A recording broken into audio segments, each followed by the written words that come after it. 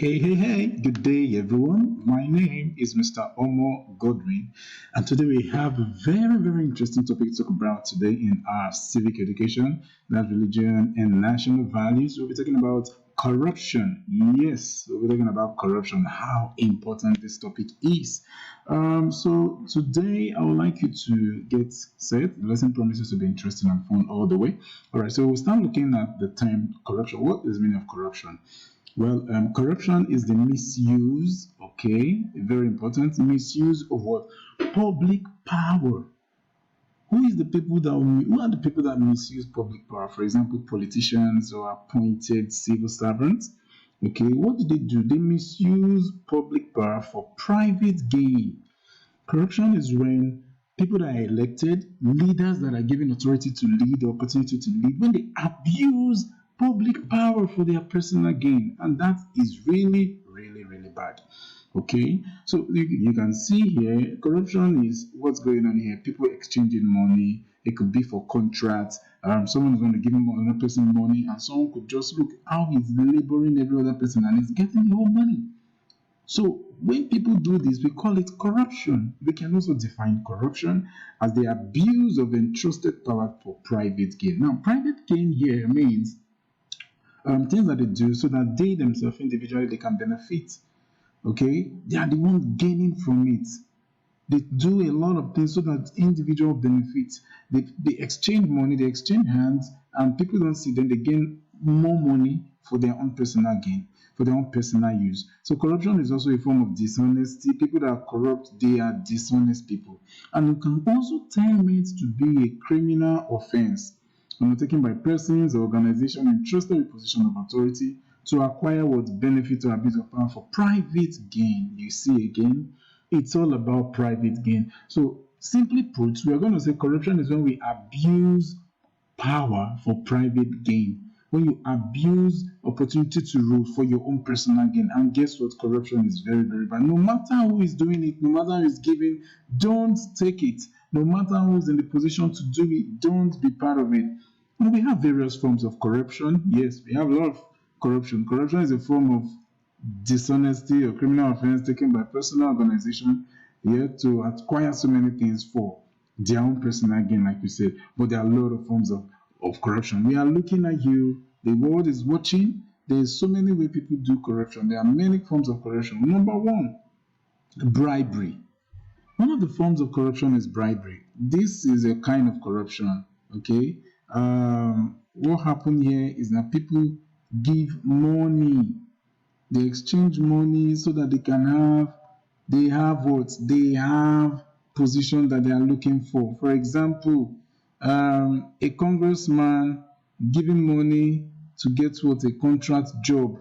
That's an example of bribery. No, for example, this man is not fit for the job, but do you know what he's doing now? He's trying to bribe his way. It is when you give money, not only money, when you give gift items in exchange for favors you are not entitled for. Yes, I like that.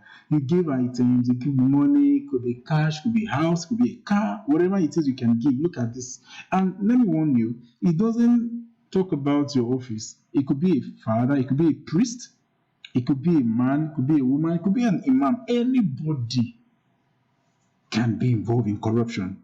So when you do this, number one form is bribery. People give gifts for exchange so that they can do what? They can have favors that they are not entitled for. Number two forms of corruption, we have nepotism. This is a very bad kind of corruption. It's when you favor somebody, favoritism. Nepotism is all about favoritism, as you're appointing person with job that is not even supposed to. Look at the boy now. The boy is not up to the height thanks to this child. But perhaps the mom will say, no, he's my son. I am the owner of the school. Come on, let him be in year 5. Or let him be in J1. It should be upper grade. That's what we want him for. I am the owner of my school. And you can see here, the chat here says, this is my nephew, Skippy. Is your new boss. Now I will see it a lot in different countries of the world. Someone will just come and they'll impose their son, their daughter, and say, let him be your leader. He can lead you people. That is nepotism. It is all about favoritism. Now, I feel, and it is what should be, that jobs or positions should be duly given to those that deserve it, not people that you just want to be because it's a father. Oh, my father is there and I'm going to have it. So nepotism is one. It's a practice among those with power of influence of favoring relatives. It could be your relatives, it could be your friends, especially by giving them job. Now, some people comes out with a talk that, I have a silver spoon in my mouth. That means I'm coming from a rich family, so I don't have anything to struggle about. I'm going to have look at the man and there's someone in the briefcase. He wants to push the son into the office and he's not ready for the job. That is nepotism. It's very bad. Example of nepotism, it's also based on kinship. Like when coach or someone, you know this boy is not supposed to be in the team, and you say, hey, I'm bringing him in the team. He's going to play quarterback for us. But come on, that is not right. It should be duly given to those that deserve it. So nepotism is when you give people job that they don't deserve. It could be position, it could be job, it could be a role in a company, or it could be a father and son relationship, or it could be kinship, and it is very bad. Another form of corruption we want to talk about is embezzlement.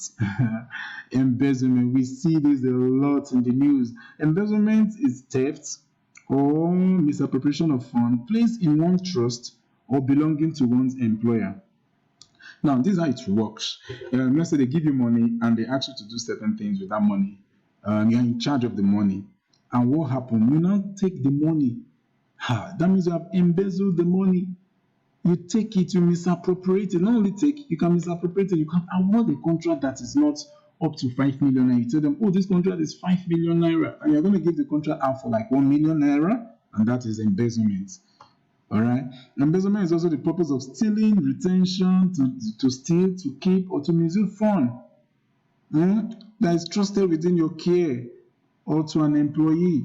So when you are trusted with certain things, we expect that you live up to the reputation of that trust so that more can be given unto you. Examples of embezzlement. Example includes the bank teller. For example, someone that is doing bank teller, working in the teller department in the bank, he keeps some money in his pocket. The bookkeeper who takes customers' refund for himself. For example, someone has refunded money, he should take it back to the bank and he said, no, nobody knows about it. I should put it in my pocket. That is embezzlement. The bank teller guy that refused to keep money that someone overpaid and he said, oh, someone's supposed to deposit, let's say, made mistake and some money misappropriated. Instead of him to return the money back to the owner, he keeps it for himself. That's embezzlement. And the payroll clerk, how about the payroll clerk who deposits the correct amount of employee tax, keeping the rest for himself? You see, he's keeping the rest money for himself. That is embezzlement, and it's bad. What are the effects of corruption? Does corruption have anything to play in our lives?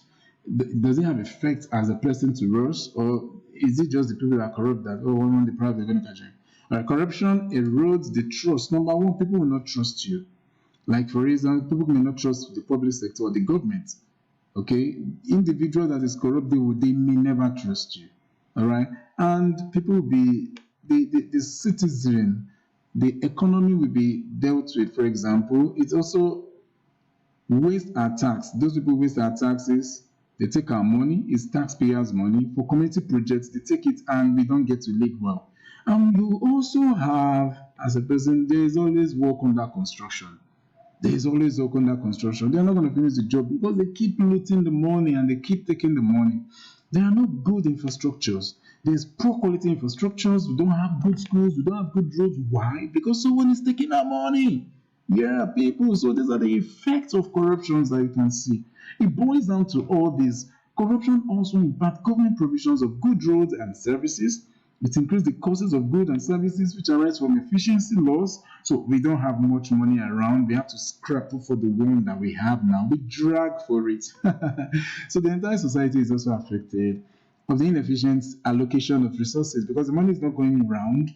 So the rich become richer and the poor get poorer. Although the rich are getting richer not by genuine means, those in government. Okay. Also, we also have bad roads, and we have lower standard of living in most corrupt countries.